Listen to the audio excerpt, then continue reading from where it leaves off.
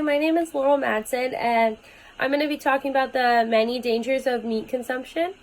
They say that ignorance is bliss, and when it comes to meat consumption, that is exactly how the people of the first world countries tend to be. I used to be one of them. I never thought about the consequences of the meat I was consuming.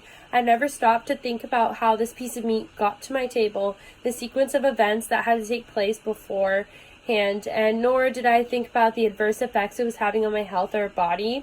And living in America, you usually have a high amount of meat consumed with your meals each day.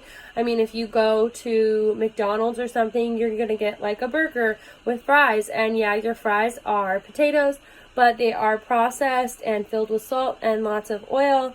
And they're pretty much not even really a vegetable at that point. Breakfast is considered usually, bacon, eggs, potatoes, pancakes, all just a bunch of carbs and carbohydrates, and it's just a high cholesterol. It's just not good. And anyways, I think that school cafeterias, restaurants, and fast food joints should offer more vegetable options as to combat the adverse effects in our planet and our bodies because of meat consumption. Not only would that benefit the consumer, but it also benefits the producer because meat is really expensive and vegetables are fairly cheaper. Therefore, offering more vegetable meals, you would typically save money. But to also back up my statement, I will explain the severity of factory farming to keep up with high demands of meat consumption and the statistics of the effects on our planet. I'll also explain the adverse effects that it has on the human body, and I'll go into detail on why I believe eateries of all kinds should offer more vegetable options to help educate the public on different ways to get protein and save the planet while doing so. So, few people stop to really think about the series event that led up to them enjoying that steak or a chicken breast. No one wants to think about the inhumane slaughtering of the animal, the intelligence of the animal, or how they knew exactly what was about to happen to them when they were led into that slaughterhouse. Many studies show that pigs can outsmart dogs, children, and are quite similar to intelligence of chimpanzees. They can show empathy to one another, they can reason, they have strong memories, and they're extremely fast learners. In fact, my grandmother grew up on a farm in Nebraska, and she had a pig as a pet, and he could turn the faucet outside on and drink from it and then turn it back off. I don't know about you, but I don't know any dogs that even have been trained to be able to do that. And he did it all on his own. And seldom do we really stop and look at a pig or a cow or a chicken and think about how those animals are anything other than a meal ticket, and we don't develop feeling towards them because some of us know that in doing so it would probably make it harder for us to kill and eat them. And so, we choose to stay ignorant from the steps from field to dinner and the feelings that those animals are having or experiencing and the things that they go through on these factory farming experiences. We're slaughtering animals in the thousands, and it really affects not just the environment, but it affects third world countries the most because it adds to starving children and families because the price of grain goes way up because we buy it all for all of our livestock and to feed all of the cows and whatnot, and we don't realize that the price goes up then for those starving families, and then they're unable to feed their children. And so it's crazy to think how much by going to a plant-based diet you'd be saving people in other countries too, and not just yourself. And it takes a lot of water too to be able to produce meat, and it takes a lot of grain. Francis Vergance, a postdoctoral researcher at the University of Montreal, wrote an article that stated to produce 1 kilogram of beef requires 25 kilograms of grain, and to feed the animal, and roughly 15,000 liters of water.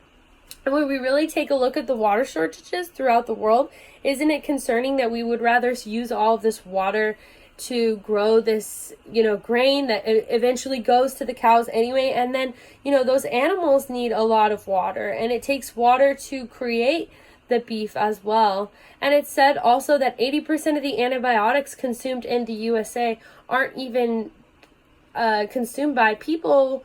Well, firsthand, they're consumed by the livestock industry. So therefore, when you're eating that steak, it's filled with antibiotics, and maybe you're getting the grass-fed non-antibiotics, but you're paying a ton more money that you don't need to do. And there's also been a lot of studies that show links between high meat consumption and issues with heart disease, cancer, diabetes, and there's just a lot of chemicals that are formed in meat when meat is cooked at high temperatures, which also can be a big reason for adverse health effects with high meat consumption. Anna Claire Vergond of the Department of Etymology and Biostatistics in London concludes in her study that some studies also suggest that high intakes of processed meats are associated with an increased risk for other chronic diseases such as diabetes, weight gain in adults, and cancer, as you know. But by having a plant-based diet could also keep you healthier but rid some of those diseases, but help, people in third world countries save water, save our planets, all by making a simple change. And so in schools, restaurants, and fast food eateries, more plant-based options would be a benefit to consumers' health, but it also would be a benefit to producers' pocket while educating others on different options they can to sustain themselves. A school district in Oakland, California increased their fruit and vegetable and legume, which is like lentils, purchases by 10% and reduced its meat and dairy purchases by 30%. And the meat that was purchased was better, organic, and dairy from retired dairy cows. But because of this change, the district made a reduced imprint of their carbon footprint by 14%. They reduced its water by 6%, spent 1% less per meal, and saved $42,000 in the process. These changes were simple changes, and they made a huge cost savings, and not only they're good for the children that are eating them. And if you really think to consider like Subway, McDonald's, Taco Bell, they've realized that they can make more money off the consumer because they're just putting processed junk and soy and all kinds of random things in your meat patties, in your food, your chicken nuggets, and your fries, so that they can make more money, so that those foods don't spoil as quick. And they're, instead of putting like pure like ground beef, they're, altering it in different ways. There's many dangers of meat consumption.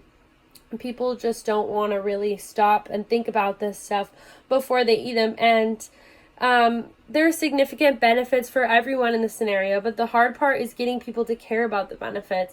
It's also quite obvious that not everyone cares about their health. When I actually stopped eating meat, I was not in shape and I was consuming large amounts of animal products, but I started to save money when I stopped. I felt better, I lost weight, and I think there's many ways that you can help to like motivate yourself. And I've also watched like documentaries on Netflix. There's one called What the Health that really kind of jump-started my want to stay to a plant-based diet. But you don't even have to switch to a plant-based diet. You can help the environment, help the people of the world, and help your own body by switching to less meat just in your everyday, recipes that you make. And if you were to make a lasagna, you just wouldn't add meat. Or maybe you make enchiladas and you put vegetables in them. Even just having like 2 days a week or 1 day a week where you're not eating meat, or trying to focus on smaller portions of meat, bigger portions of vegetables and healthy grains like brown rice, lentils. There's lots of ways that you can, combat this issue, and you can save the planet too. There's small, by you sticking to this plan, or at least reducing your consumption, you can really help the planet and help yourself. And it's just small steps in the right direction. And you may say that just one person doesn't help, but it really does.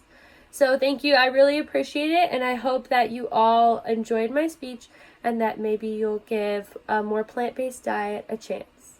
Thank you.